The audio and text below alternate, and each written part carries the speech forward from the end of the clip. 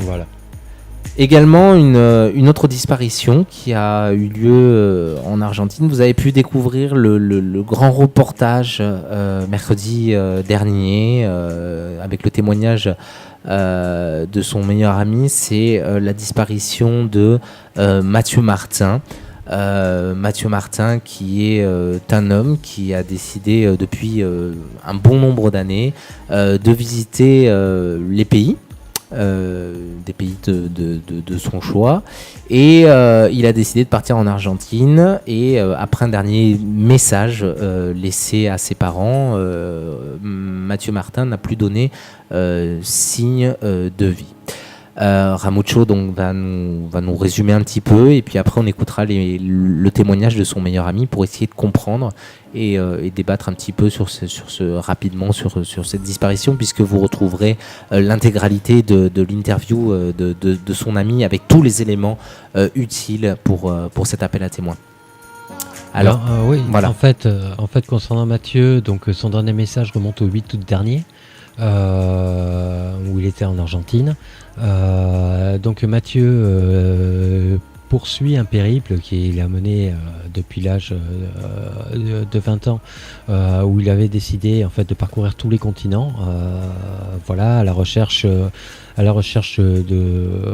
personnes. Il cherche à rencontrer des personnes, pouvoir partager des choses avec elles et pouvoir s'en faire le témoin au travers d'un blog qu'il tient.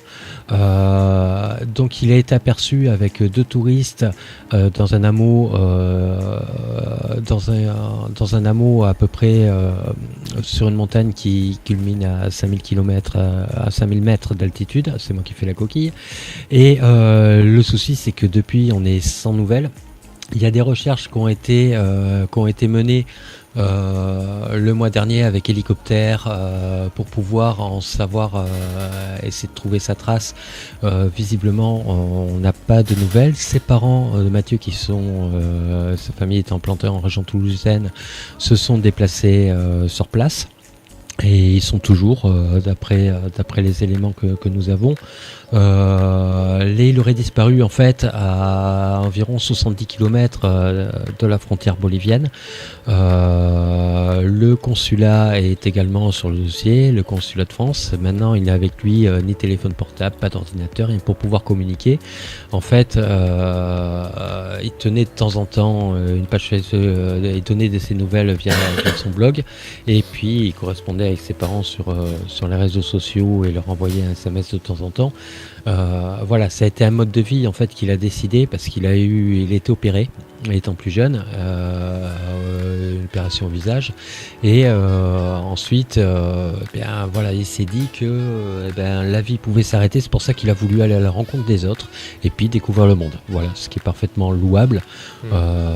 Voilà, le souci qu'il y a, c'est que dans la zone dans laquelle il est, visiblement, d'après les informations que nous avons recueillies, il n'aurait pas passé la frontière. Voilà, il serait toujours localisé sur l'Argentine, en tout cas de lui-même. Voilà, il n'y a eu aucun passage. Il a toujours eu l'habitude de faire les choses en règle, de faire tamponner son passeport aux différents postes frontières. Et là, il n'y a pas eu de traces en fait, comme quoi il aurait fait tamponner son passeport. Avant de faire l'Amérique du Sud, il avait traversé quand même l'Atlantique en voilier entre le Cap-Vert et puis Rio de Janeiro. Il avait retrouvé sa famille au Brésil donc, et puis il se dirigeait vers le Paraguay. C'était son objectif. Le souci qu'il y a en remontant, parce qu'on a fait quelques petites recherches, c'est que dans cette région, en fait, il y a déjà eu des précédents et qu'on a eu 2 jeunes femmes françaises qui ont disparu en 2012 et qui ont été retrouvées décédées. Et visiblement, elles avaient été assassinées.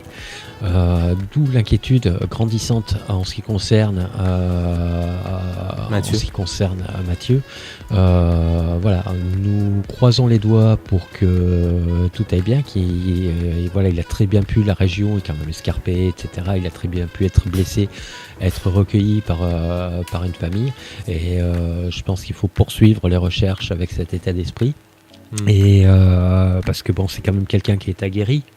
qui est aguerri à aller dans des régions difficilement accessibles et qui est aguerri à aller à la rencontre des autres et tout. C'est quelqu'un de très sympathique et donc voilà.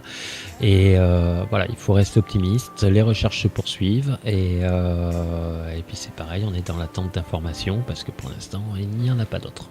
Et on vous rappelle ces informations avec le témoignage exclusif pour Radio Capitole de son meilleur ami qui va retracer un petit peu le parcours, les endroits où aurait pu être Mathieu Martin et qui va exprimer aussi sa douleur de ne pas avoir de nouvelles, de signes de vie de Mathieu et aussi le fait que, comme tu le disais, sa famille s'est déplacée sur place en Argentine pour tenter de le retrouver avec l'aide du consulat. Et donc du coup il témoigne pour expliquer un petit peu, pour faire un appel à témoins, puisque Radio Capitole vous donne la possibilité, lorsqu'il y a des disparitions, même lorsque vous avez un sujet qui vous intéresse et que vous souhaitez évoquer, on vous donne la possibilité, on vous donne la parole de pouvoir vous exprimer librement. Voilà le témoignage qu'on va écouter de suite.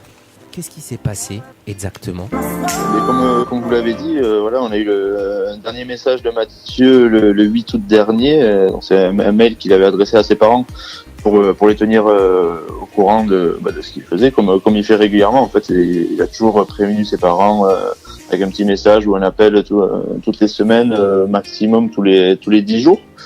Et donc voilà, le dernier message qu'on a de lui, il date du 8 août dernier maintenant.